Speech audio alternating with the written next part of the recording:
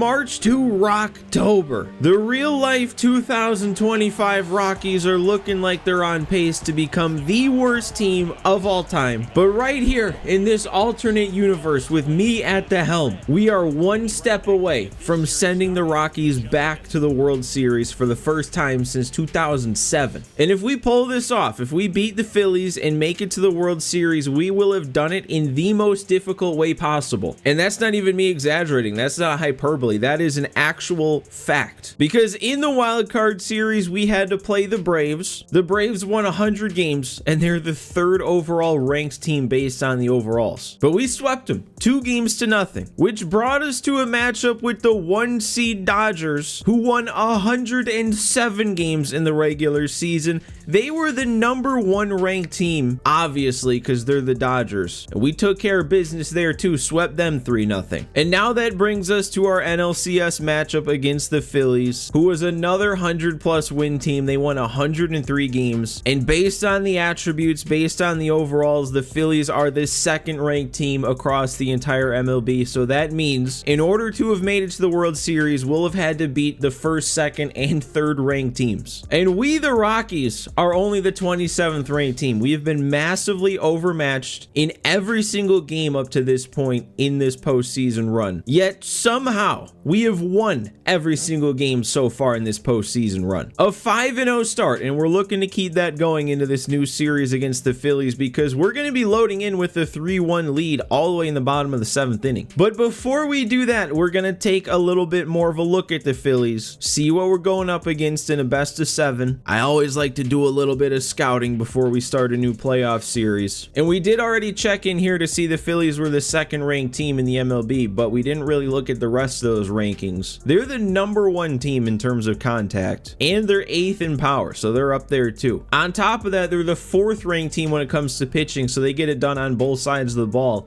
Their worst rank is their defense rank, and that's still top half of the league. It's 13th. They're such a well-balanced team. They're good all around. So let's see what they have to offer here, and at a first glance, you can kind of tell why they're so balanced all around. Their worst players is 76 overall, but Trey Turner at the top of the order, he hit 30 homers, 46 doubles. Man, and Bryson Stott even batting second. He almost hit 40 doubles. He almost hit for a 300 average too. But then you got Harper and Schwarber back to back. Very scary big lefties. Harper with 35 bombs, batted over 300 himself. Almost had an over 1,000 OPS. And then Schwarber, I'm almost scared to see what his home run total was. 42 and a 283 average. Oh, that's almost more scary. You got a Schwarber hitting for average along with the power. Then after that, you got Bohm, Kepler, Castellanos, Marsh, and Real Muto. All of them somewhat similar-ish. Not crazy amounts of power. The average is up in the mid to high 200s. Really, the only exception to that is Castellanos, who he batted only 227. Did hit over 20 homers, though. But yeah, with numbers like that, I guess that just means there really wasn't any tragedies around the world during this, so that's probably a good thing. But how about their pitching? Their pitching is still pretty high ranked, too. They actually don't have crazy high overalls in this rotation like the Dodgers did, but everybody's pretty solid here. Looks like the way it's lined up, Christopher Sanchez is going to be starting the series. 85 overall, he had a 3.54 ERA. You got Nola at an 84 these days. He had a 3.04 ERA. I'm sure Zach Wheeler is going to have put up some scary numbers. 2.96 ERA. And then Ranger Suarez, their last 80+ overall, also had a low 3s ERA. This is one of the better, probably all-around pitching numbers I've seen in a March to October. All of these ERAs are pretty respectable. Looking at the bullpen, though, I mean, just kind of scrolling through, I mean, these back three guys might be a little difficult. Other than that, though, we're not really seeing many good ratings here. But yeah, Matt Strahm for sure is going to be a difficult guy to face, especially if you think he'll be in to close out a game. 49 saves with a 2.81 ERA. Alvarado put up a 3.77 ERA. Then Orion Kerkering is up to an 83 overall with a 3.03 ERA. Anybody else worthwhile? Tanner Banks, 2.5 ERA. Joe Ross, a 2.09. Romano, a 3.09. Okay, so performance-wise, this was a pretty good bullpen. Nothing's changed with our team, though. No roster changes from the CPU heading into a new series. Offense is the same. The pitching's all the same. And man, our pitching.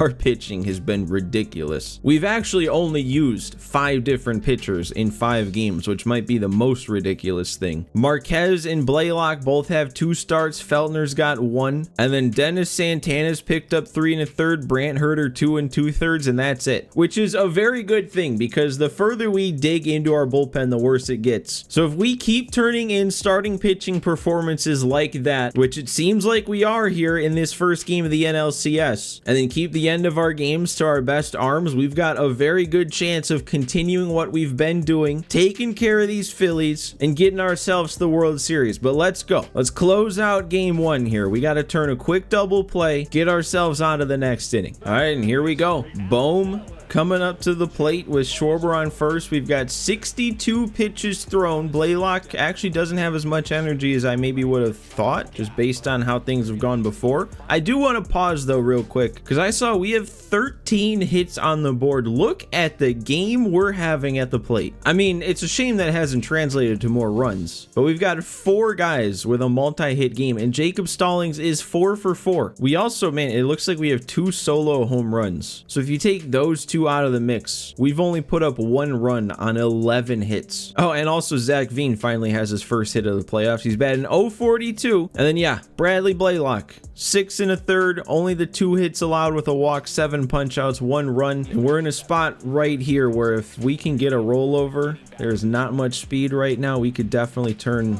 a double play and get ourselves out of this inning. And actually, that's an even easier double play. Okay, man, what do you even do about that if you're the runner? I don't even know how you play that. All right, well, just like that, now we've got a 2-run lead with no jam to work out of. Tyro Estrada, the one who walked off the NLDS against the Dodgers, up first. Let's add some more runs on, man. Let's make this one not even something we have to worry about. Oh, and Estrada, of course, he's going to pick up where he left off. Another base hit, turning on the sinker. And that adds to our hit total, but I guess that's probably what we've been doing all game, right? Getting base hits, not bringing them around to score. Let's buck that trend here. Tolia. What did I just say? And then you get a hanging slider like that? I mean, that's on me. I missed that. I was under it. Oh my God, and I got another one. All right, I'll take a walk, move that runner up to second, put him in scoring position. That's actually our first walk of the game, too. We had all those hits. Nobody got put on for free. Tovar, that. I'm going to send him 65 speed. Should be enough. Oh, yeah, we're in. Tovar coming through. That's big. The more runs we can put up, it means the less high leverage arms we need to use, then we can save them for a game where maybe we need them even more. And man, I'm just going to leave Stallings in. I feel like going 4 for 4, he's earning it bad against a righty. And then he looks like that on the first swing. That's another base hit. We're singling them to death. I mean, that's what we've been doing all game, but it's actually translating into runs right now. Now it's a 4-run lead. It's not even a save situation anymore. A base hit, a walk, 2 more base hits, and we've got 2 more runs on the board. That's it for this dude. Let's eat into their bullpen. That's good to do in game 1. Oh, wait, Bohm misplayed it. Not a whole lot of speed, though. Oh, you went to second. I think he had the out at first. Even with the bobble, I think he still had a chance at first base. Veen, oh my God, is that going to get through? No. It's going to be another run, though. Okay, another walk. Dude, we load the bases again. Oh, and I just missed the slider. Actually, does that? No, for a second I didn't know. Castellanos and right, he doesn't run everything down. A 3 spot though here in the 8th. 16 hits on the board. Now we've got a lot more room for Blaylock to work. Honestly though, if I take him out, that would guarantee he'd be able to pitch, you know, in his next start. He wouldn't be too tired to miss his start. I'll see if we can get him through this 8th though, because he is only at 67 pitches. He should probably be able to get through this inning without racking up too much pitches. It was crazy too. I didn't even realize, but Bradley Blaylock was the guy who gave up all those runs. I checked the line score. He gave up, I think it was 12 runs to the Padres in that game where the Padres beat the real Rockies 21-0. They left him in to give up 12 runs. It's just so different from what he's become in our world. Another punch out here in the 8th inning. He's still racking them up. And another strikeout. He gets up to double digits by striking out the side in the 8th. I think I'll probably call it with him there, just to save some bullets for the next game of his. Ooh, and they are bringing in one of their better arms here. I'm not going to take this inning lightly then. The more pitches we can make him throw, the more damage we can do against him, the worse off he'll be for next game. Oh, yeah, okay, that was... At least we made him throw 7 pitches, though, before he punched me out. I just wish I would have fought a little bit on the last pitch. Oh, my God, Tolia just missing one, getting under it again. That is a couple that he was very close to doing damage on. Another 7-pitch at bat, though. Even though we've gotten our first 2 outs in a row here, I'm doing exactly what I wanted to do against Kerkering. Oh, and then he just comes right after me with a fastball down the pipe. It's okay. We still got a big lead. We at least made their guy throw some pitches. Let's go ahead and finish this one off. All right, it's going to be Justin Lawrence. I don't remember the last time we've seen him. I haven't used him in a while. He's been our lowest overall out there in the bullpen. He actually ended up with a pretty solid season. I remember he was up in like the 7s for his ERA for a while, but he got that back under control. Let's see if we can finish out a game here with a 5-run lead. You know, I don't know why this just now came back to me, but I think it was all the way back episode 2 maybe. We had a game against the Phillies where we were looking good, and then I ended up getting walked off on in the bottom of the 9th. Well, obviously bottom of the 9th, but I just remember finishing that game when I did get walked off on, and it was just kind of like, yeah, we were overmatched. We're clearly not at the level of the Phillies. And now look where we are. We are at the same level as the Phillies because we're both in the NLCS and we're about to take a 1-game lead. And that should end up in a glove out there in left too. That's going to be 2. And a rollover on 1 pitch to Bryson Stott. How about that? A 6-1 win to get a new series started. We are red hot. 6 wins in a row. And look, man, I didn't necessarily want to connect this to last year's White Sox March to October, but I think since I'm off to a 6-0 start in this postseason, I don't even know what I was at, but over the course of the last 5 seasons of the White Sox March to October, I think I was on like a 50-something game winning streak in the playoffs. Like, I just got to a point where I did not lose when it came to the postseason. And now I'm here continuing that with the Rockies. Let's see what game 2 has in store. Another 2-run lead. It's like they're giving me this series so far. I mean, you can't take it for granted. It's not like that's a massive lead. They do have a runner on first with nobody out, and it's an inning earlier this time. Looks like the Twins struck first in the ALCS over the Mariners. I'm honestly still so excited for whichever matchup that turns out to be. That is such a different matchup than you're used to seeing in the World Series in March to Octobers. But let's take on game 2. German Marquez on the mound. Another double-digit punch-out game for our starters. Another day in the rain here, man. Philadelphia, get it together. I didn't pay as much attention as we were loading in, though. What's our day looking like? Not as crazy with the hits, and again, they're all singles. Like, they're actually all singles this time. And how about our catcher position, man? Jacob Stallings was what, 5 for 5 because I got a hit with him last game. Now Drew Romo's 2 for 2. Tovar's the one who's driven in both runs. He's batting .407 in the postseason. Oh my God, is that... Oh, that was on the ground. I thought it was going to be on the ground. I mean, we still have a chance to turn 2. It's just Trey Turner's not as easy of a guy to double up. Ooh, he's taking off here. Oh, we don't have a shot. That's one thing I feel like I'm noticing. Regular season, it just kind of so happened nobody was really running. I feel like every time somebody's taken off for second in this playoff run so far, we really haven't even come close to getting him out. And then that's probably a run. A perfect throw, though. It's not a guarantee. Come on. Oh, we did get him. Brenton Doyle, are you kidding me? I actually thought that wasn't even going to be close. I thought that was easily a run. I mean, it needed a perfect throw. If I didn't get a perfect throw, we don't get him. But I didn't even think that was going to be enough off the bat. That's crazy. That saves German Marquez. He's still scoreless. He's still got a well, not perfect. Slow our roll. Perfect postseason in terms of not allowing runs. But we're going to let him get up to second for free on that. Another rollover, though, from Stott. That's another scoreless inning from Marquez, despite all the odds. We got Estrada leading it off again. We know how that worked out for me last game. We actually still get to face their starter. They still got Aaron Nola in. He's at 87 pitches now, still half energy, so we got to do some work to get him out of the game. Oh, don't tell me that's going to start being the best pitch to get me out here. Just give me the fastball right down the middle after I spoil off some pitches, take some borderline pitches. They just come right after me and I drop the PCI ever so slightly.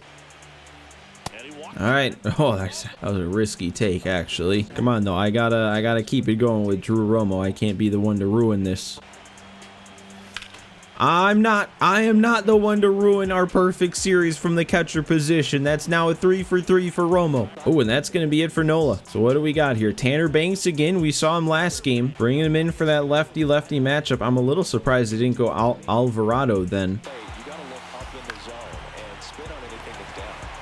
All right, good job, Jones. Good hustle. He really just came in, though, man, and gave me 3 sliders over the plate. Well, what can you really do about that? Put a good piece of wood on it. I think you keep going with Marquez, though. I mean, look at his energy. I know we're getting to the tough point in the order here in the 7th inning now, but until he shows me to not leave him in, I'm going to leave him in. Like I said, the less we can use our high leverage arms, the better. And that's not what we wanted to see. An 0-2 base hit. Get that out of the zone. That's got to be 2. Schwarber's got no wheels. That's an easy double play. Huge. Same pitch, too, that Harper just got a base hit on. And another grounder to second base. Marquez looking real nice. I'll be curious to see once this is all said and done, who gets postseason MVP and all that sorts of stuff, because every year in the past, that award is reserved for hitters, and I feel like almost every single postseason, I feel like a pitcher should be winning postseason MVP, and I think that's no different right now. I mean, we've definitely had this guy, even Tovar's been really good at the plate, but German Marquez, into his 3rd start this late, hasn't given up a single run yet. He's got to be postseason MVP. I guess we'll just have to see if they've made any changes to that. Okay, my hitting has left me a bit, for sure. Didn't I have like a really difficult time against Jordan Romano when I saw him earlier this season too? I feel like that strikeout made that come back to me. That might have even been in the game I was talking about earlier. Look at that. I mean, he doesn't get that strikeout on a very similar pitch the last AB. I probably don't swing at that. I actually still made a good swing on that, but I don't know if anything can be a good swing on a pitch like that. Yeah, I guess Jordan Romano's just tough for me. Forgot about that. Oh my god, and a strikeout there. I don't think I had gotten a strikeout of my own since we came into the game. It's just been a lot of weak contact. That was nice. Oh, he actually got around on that. Jammed him ever so slightly, though. And then another rollover, the specialty of Marquez today. That's 8 scoreless. He's probably going to finish this game. I don't see a reason to take him out yet. So let's see what we can do to actually get him some more run support here. Make that even more of a cushion for him to finish this game. Oh, really? That's still 93 on that cutter. What was I geared up for from that out in front of it? All right, I actually lost track of the count there. I did not realize it was already ball 4. We got something going. Oh, I didn't turn on that. I saw it, put the PCI on it. Just 85 got on me a little quick there. Oh no, now we got this stress. We couldn't have just gone down 1, 2, 3. Gotta keep Romo's perfect day going. Man, it's too late now, but I should have maybe even brought in Jacob Stallings off the bench. Give us the best matchup we could have just to keep the catcher position perfect. No, I was early on the cutter again. All right, well, it's been such smooth sailing with Marquez. I don't see the need to take him out, especially since Dennis Santana's been a little shaky in his outings. Okay, JT's being a problem. It's always the 9th inning. Things can go so smoothly, and then the 9th inning, everybody turns into the greatest hitter alive. Except for on that pitch. What a spot. Man, the patience. They had not been patient at all. It's been so many weak swings early in the count. I don't know. Is that them or is that just me now that I'm stressed trying to close out the game? Trying to throw more pitches on the edge of the zone. I don't know. Yeah, that's gonna be a double with Turner's speed. I might have to take Marquez out. Oh, but what do I do? They've got 3 lefties due up in a row, but with Trey Turner having hit a double, it's the clutch rating that matters. And our good lefty, Brant Herter, that's his biggest weakness. He only has a 50 clutch rating. I guess that means I go to the righty, get the 89 clutch out there with Dennis Santana. It feels weird. It doesn't seem right to go to a righty with 3 lefties coming up. Need you to be razor sharp here, Dennis. That's not razor sharp. Neither is that. Come on. Oh, we can't put him on for free to get Harper up to the plate. Are you kidding? Oh, we just can't win close games smoothly, can we? Last game was nice. 5-run lead that we had to close out, and that wasn't stressful. Oh, that's even... That sucks. He did not put a good swing on that at all. That was so weak off the bat, and now we got to deal with Schwarber. That was not supposed to be in the zone. I'm so lucky he took that. Okay, I'm lucky he swung at that. Schwarber's making this easy on me. Oh, and he made it. Dude, honestly...